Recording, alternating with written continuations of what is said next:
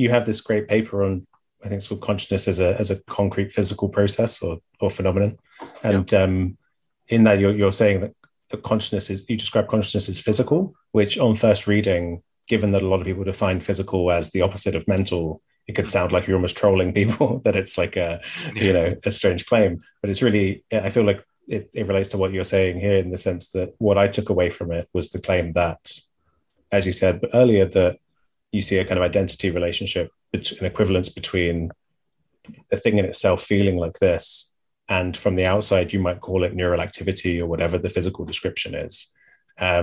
But all of this is the stuff that makes up reality that we study with physics. So it makes sense to use the term physics or physical to refer to consciousness. Is that a reasonable summary? Yeah, it is. It is. Because no one would really think or conflate physics with the physical, because everybody agrees, if they are realists, and I believe most physicists are realists, they believe that atoms, molecules, whatever, they really exist out there. There is something out there. It's not mind dependent in any way, although our picture of reality is of course mind dependent. So they all agree that the physical is always out there and it's distinct from the theory. But we were talking earlier about this sense of mystery, about how deep is the gap between the theory and what it's about. So that is what distinguishes my materialism from most ordinary forms of materialism. Galen Strawson calls this kind of materialism real materialism, that is realistic about consciousness and also understands the width or depth of the epistemic gap. And Galen Strawson infers panpsychism from these two premises, that consciousness is physical and the scientific model is not the modeled.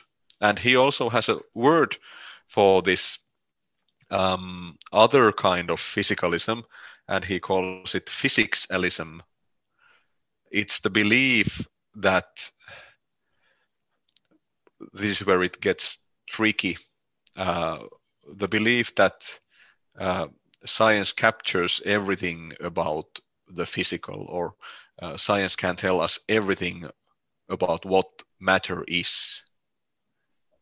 And I say it's tricky because, in a sense, it is true that science can tell us everything about matter. It can model every aspect of consciousness in principle, although it would be like extremely difficult. But the model is still not the model, and the description is not the description. So you can be an eliminativist.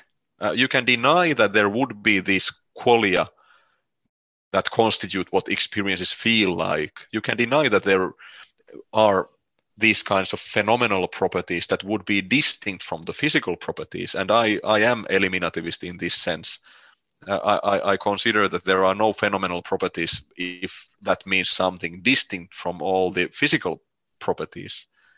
So in that sense, I would also be a physicsist according to Strawson's terminology, but this is not what he means. It's just so difficult to capture in words. It is just, physicsist is the one who mistakes the map for the territory, although they never admit that they do. Maybe we do that also. I don't know. I think, yeah, we're all, if we're using language, we're often over-reifying the reality of the models. But there's a big, I think, in a video I watched of you talking about kind of fundamentalism, you were pointing out how even in Zen Buddhism, there's still language, there's still concepts, but at least there are concepts that point to skepticism around taking them too seriously. So I think that's what the antidote you need. You need if you're going to use concepts, you want them to often be pointing to their own limitations, pointing to the non-conceptual.